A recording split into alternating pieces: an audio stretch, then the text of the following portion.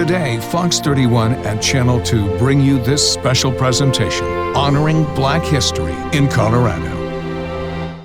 Coloradans leading. We're now starting to become the new trailblazers of our generation. Reaching new heights. When you get vantage points like this, you start seeing things in different perspectives. Paving the way. We're dealing with like a modern day renaissance of like Black creativity and inspiration. Overcoming obstacles. We enter the pool, sometimes the establishment would put acid or bleach or nails in the pool. Turning adversity into opportunity. So can't allow somebody else's hate to make you fearful of being the change that you want to see. Tonight, we celebrate Black excellence. This is a kind, inclusive environment, and we scream that from the rooftops. Mind. Whatever you dream, you can definitely do it. Body. Just try new things and try to get over your fears. And soul. Purpose is such an impactful thing. Hello, I'm Shaw Turner. And I'm Joshua Short. Today we are celebrating Black history and we are highlighting local leaders from right here at home. And I'm going to tell you, Josh, what could be more Colorado than climbing a 14er? We introduce you to a mountaineer who's creating a path for people from all backgrounds. Just never know what life is going to bring you if you come out here like this. It has been a long and rugged path for Evan Gill, known as the Black Sherpa. This right here is living. How quiet it is, how peaceful this is. How small I feel. From the city streets of Baltimore to the highest peaks in Colorado. When you get vantage points like this, you start seeing things in different perspectives. This Army veteran has made it his mission to take on life's challenges one step at a time. These views that we got, 360 degrees, I mean, it came with work, you know? Oh, man. We meet Gil at 5 a.m. to travel to the famous cathedral spires. This was like one of the first places I actually came to in Colorado. It's a nice little scramble up. So I don't not know I could do this. I could do this. The trail is rated as a black diamond, the most difficult, including a 1,000-foot incline within a quarter mile. It's pretty steep. Yeah, it's very, very steep. Gil and photojournalist Jerry Lawler pack up and move out. Night turns to day. Oh, I feel great. We're just below the crux, you know, the steepest part of the route. Revealing a magnificent view. Oh, yeah. 2,500 feet of elevation gain, you know. It's not the easiest thing to do in the world, but we're out here doing it. Gil credits his time in the military for building skills and emotional strength that would eventually carry him to the top of all 58 14,000-foot peaks in Colorado. Coming out here, clearing your mind, you can actually hear yourself. I feel like a lot of people are scared to be alone with this silence because you can't run away from yourself and your thoughts. It's easy to understand why his day job is working as an environmental cleanup specialist, protecting Colorado's natural beauty. Leave no trace, you know, everybody should know and understand that. A husband and father of two, Gil wants his own kids to focus on what's important in life. I don't want to just buy my kids gifts or anything like that. I want to create memories for them. So sometimes those memories will last longer than materialistic things. He reaches out to children from all backgrounds, working with the nonprofit Vibe Tribe organization to inspire and support their dreams as well. I have this camp for 80 kids going in Baltimore. National parks were segregated for the first half of the 20th century. A 2018 study found between 2010 and 2014, only 1.2% of the black population visited them. If it wasn't taught to us from our parents, if our parents didn't do it, then inevitably we didn't do it. I hope to affect as many lives as I can. So one day others will understand what Gil means when he says, this is what you're talking about living. Almost a vantage point of what your potential is, what you can accomplish out here. So how did Gil get his start? Well, he tells us when he was young, he used to walk 7 miles to get to his job. That's how he met his wife. She offered him a ride. For more information about Gil's organization, head to ktvr.com and click on this story. Mind, body, and soul. These three pivotal ways of who we are, you can connect them in multiple ways, including through food, specifically the nourishing nexus I like to call soul food. I try my hand at it, and my teacher for the day, Chef Cool Dre. My name is DeAndre Smith, and I go by Chef Cool Dre. And he goes all in the kitchen. My grandfather is the one that got me into the kitchen, but my grandparents as a whole. Grandfather keeping young Chef Cool Dre in the hot seat. He would have me go through a whole pack of bacon until I got it right. And instead of bringing homework home, I was bringing recipes home in my notebook. But despite his apparent commitment to the kitchen, I've had moments to where I left the industry a couple of times, and I've always come back. Cooking has always dragged me back in. Some people go by measurements and cups, but you just go by feel. I go by feel. Is that how most soul food is? It is. Obviously, you want to season your food. Like, the main goal of soul food is seasoning. It's cooking your food with love. They say love is blind, but when love equals seasonings, it can be suffocating too.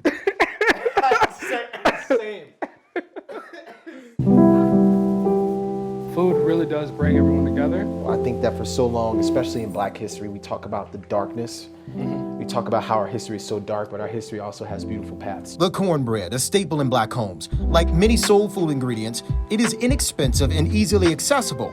But another staple not featured in this kitchen, pork. Whenever the slave master would ask for a dish, he was asking the enslaved Africans to come through and butcher the whole hog. It got to a point where he would take the meat and then he would leave everyone else with the scraps.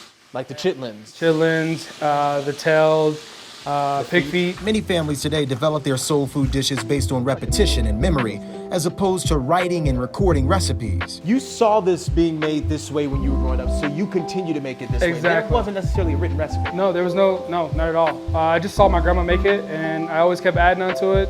It got to a point where I literally had to ask her, how does she go about it? Because I couldn't get my greens to taste the same. So it got to a point where she just told me what was in it, didn't write it down, and I just had to remember. When I think of soul food, I think of just long preparation. It's a full days of work. So it's like something that you want to look forward to. Collard greens is something that does take some time. What is the correct way to pick greens? So this is how I was taught. You always peel away from the stem, and you literally just take it all the way to the top until you get just your leaf. Gotcha. And then we rinse it, and then we go back through and cut it. I think it's cathartic to pick greens and talk at the same time. Want to make me a plate? Oh yeah. No. How about this? You're family now, so. Okay, cool. So, you pick your own plate. Bon appetit. Mac and cheese, fried chicken, collard greens, and cornbread, also known as soul. No matter what, no matter what you're going through, no matter what you're dealing with, both good and bad, food is always gonna make things better. Food, I mentioned this earlier, kind of connects us, but it's also a way that defines us too. Exactly. I mean, we as a people talk so much about what we've gone through and the trauma and the drama, but Facts. the food is really the thing that makes us who we are. Exactly. Chef Cool Dre, he's worked at the Mint, he's worked at Children's Hospital and Regis University, so he's got some experience. He also has been featured on several TV shows, and now he wants to open up his own spot somewhere in town where all people can enjoy and learn why soul food is such a staple in Black and brown communities. You know what, Shaw? Something tells me Chef Cool Dre is going to be just fine. Doors will open for him very soon. Well, you know, good food feeds the mind, body, and soul, Josh. Yeah, that is so true. And in fact, here are a couple spots you may want to check out. From casual dining to cultural cuisine and sweet treats, you can enjoy all of what Black Denver has to offer. And coming up, we'll introduce you to a local tastemaker. Her flair for fashion, diversity, and community is bringing people together.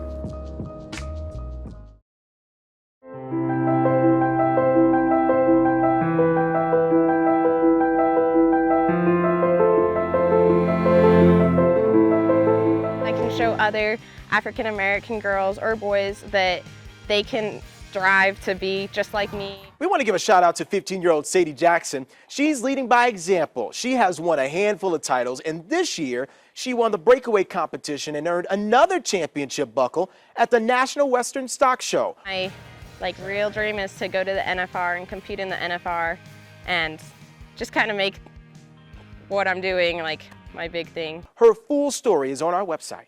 When you think about glitzy Cherry Creek, you picture a bustling financial and fashion district. However, it used to be a center for many blacks moving out west back in the 1950s.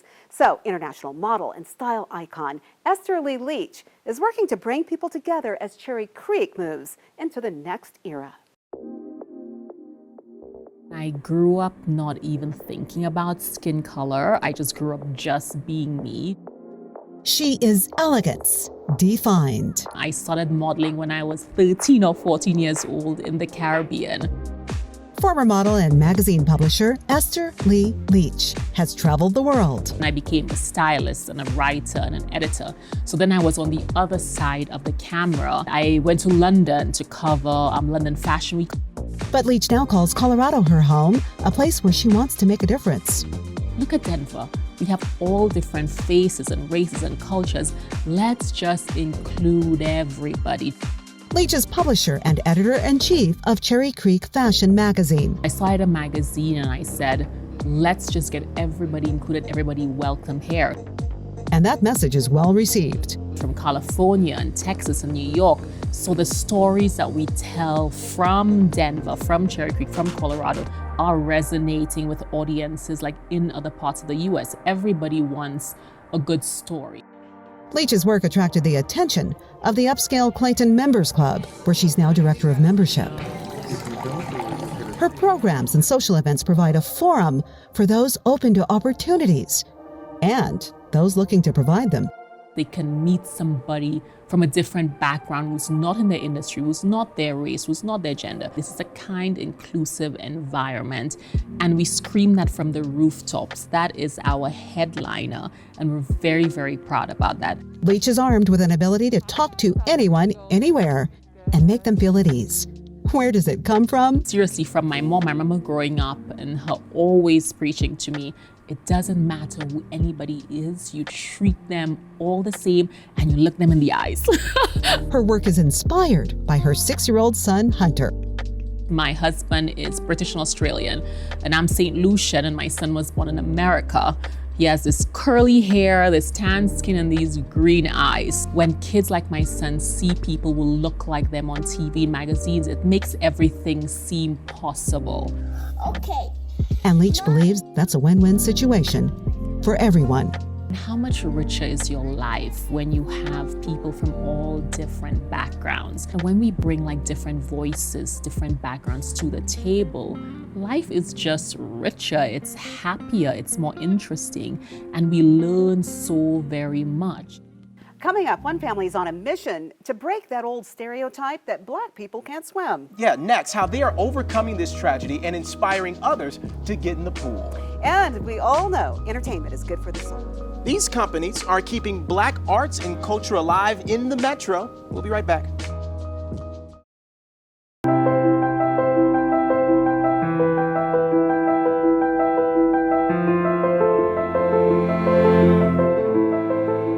In 2017, 9-year-old Yavea Patrick Moon drowned while at a sleepover in a Colorado Springs hotel. And now her family is urging other families of color, including children, to learn the importance of swim safety. Yeah, and a lot of people actually believe that old stereotype. Black people can't swim, but do we ever ask why that is? Yeah, I actually asked a swim instructor, Lotta Todd, but she's also Yavea's grandmother. This is the Moorhead Park Rec Center in Aurora. There's much to do here, but this center's centerpiece is swimming. You ready to go in the water? Yes. Okay. That is 8-year-old Eden Cox. I've been learning jumping in the pool and floating on my back and rollovers. On this day, she's navigating new waters alongside her teacher, her grandmother, Lotta Todd. Oh, she loves the water, yes. She loves the water. Back in November, we told you about how Lotta actually wrote a book on swim safety for all families, but more importantly, families of color. This comes 4 years after her own family experienced unexpected tragedy. Hi, my name is Yavea. This is 9-year-old Yavea Patrick Moon, Making a delicious breakfast. Eden's cousin and Lotta's granddaughter. She drowned while at a sleepover in a Colorado Springs hotel back in 2017. I want to give her the skills to where she's confident enough to have a good time and stay safe in and around the water. Before we take you in the water, we're diving deep into this statistic. The CDC did an 11-year study, and it showed blacks ages 5 to 19 were 5.5 times more likely to drown than whites in the same age group. So why is this? So historical with regards to back in the 20s and 30s when we did not have access to pools, and we even lost our lives trying to enter pools. If we entered a pool, sometimes the establishment would put acid or bleach or nails in the pool just to get the minorities out of the pool to make sure that they didn't have an opportunity to swim. What resulted in that is that generations did not know how to swim. After that, generation after generation after generations were not able to learn how to swim because they didn't have access to those privileges. This 8-year-old is not only swimming against a generational tide. Was it always fun? Did it start off as scary when you first started to learn? Yes. She's also determined to turn it. Just try new things. Just try new things and try to get over your fears. Eden and her grandmother continue to keep their collective heads above water, looking to sink the misconceptions surrounding those who look just like them. And by the way, you can see Lada's new book behind us here. It's on sale right now. It's called The First Splish Splash and Shawl. This book has characters, but the characters are only people of color. And you want to check out the Denver Black Pages. What you'll find inside, local publication features Black-owned businesses and community events. You can read all about both of these stories right now on our website, kdvr.com. Coming up next, we're swapping the swimming pool for the slope. Oh yeah, one of the co-founders of the group Ski Noir talks about how they are working to make the mountains more diverse and inclusive for all people. And we have a very special slam poetry piece by a local artist. He describes what it's all about. This poetry piece I titled Future Me, and it just kind of goes into how past, present, and future all coincide and they're all related. What we do yesterday affects how we move today, and how we move today impacts what we do tomorrow.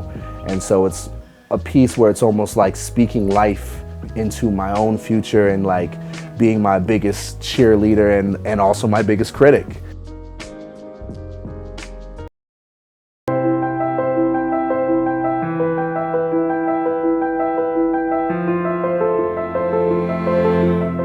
Welcome back, everybody. We move to the mountains now to talk about an activity that's very popular this time of year. We're talking about skiing, of course, and it requires the mind and the body.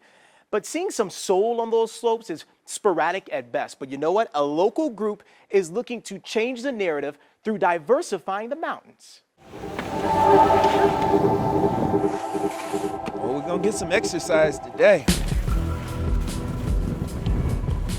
This is Quincy Shannon and his 11-year-old daughter, Imani. Very calming, even like the scenery around. It looks kind of like a picture. A picture worth 1,000 narratives. We get up as much as we can. I'd say almost every weekend. Their mission includes navigating some really tough terrain, diversifying the mountains. I've been skiing since I was 3 years old. He started with the program called Ski for Kids, which introduced young children to the sport of skiing. He's been hitting the slopes ever since grade school, a time where seeing blacks at ski resorts was very different. I have these fond memories of being in middle school or high school and getting on these buses with a whole bunch of other individuals who look like me. And as we would walk through the food corridors, we'd walk through any group together, people would literally stop and just look over. Like, what are you doing here? Or, what's going on? Is this like a new program? Like, what's happening, right? Shannon is a co-founder of Ski Noir 5280, a black ski organization focused on allowing people of color access to the mountains while also providing them the resources and the equipment. So we're still working for opportunities to bring more people to the mountains and to make it not feel so redlined, like you're not supposed to be here or you're not supposed to have access to these things. The group has gotten donations and opportunities from other companies, organizations, and ski resorts to give new skiers and people of color an opportunity to participate in the downhill sport. Not only is it not cheap, but very much so it's this exclusionary country club mentality depending on which mountain you go to. Back on the chairlift. It's such a peaceful day. Look at it. It's like nobody on the slopes. These two hope to use their skis to lift spirits and move mountains. All right, selfie before we go down. Annual selfie.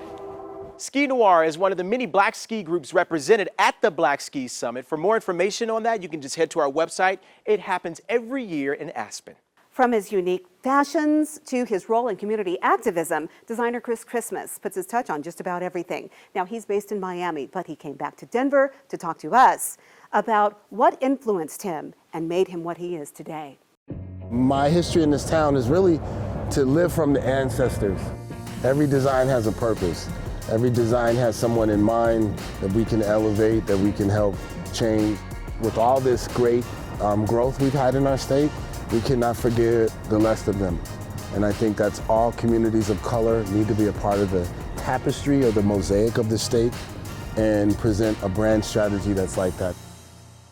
Thank you for joining us for this Fox 31 Channel 2 Celebrating Black History in Colorado special. Yeah, this was so much fun, Shaw. We leave you with this slam poetry piece done by a local artist who actually wrote this and performed it. His name, Jason Martin. Enjoy. I want you to know that I'm praying for you. That your solitude be for focus to walk in all the ways that God predestined you to. That your glory be not seen by the things that you achieve, but the smiles that never leave when they encounter your presence. I pray you big blessings. I hope that bad situations turn for you like sinners after repentance. I hope every bit of bitterness dies in you, that you never feel envious of others or what they try to do, that your dark pains be like calm lakes and you swim right through. No, I don't pray for less stresses, but I do pray that you can carry the weight times two. I pray you find balance. A patience to give grace, but a raised fist for every challenge. A confidence that's contagious, but humility is how you house it. That your talents take over your doubters and the challenges never leave you callous. I pray your heartbreak never leaves you scared or incapable of trusting others from the scars left by those that are no longer there. I hope that you drink every fountain, climb every mountain, break every boundary, and doubting never takes you from there. I'm counting on you to be all the things that I ever could dream. So I had to reflect in my reflection and write this letter from my present self to the future me.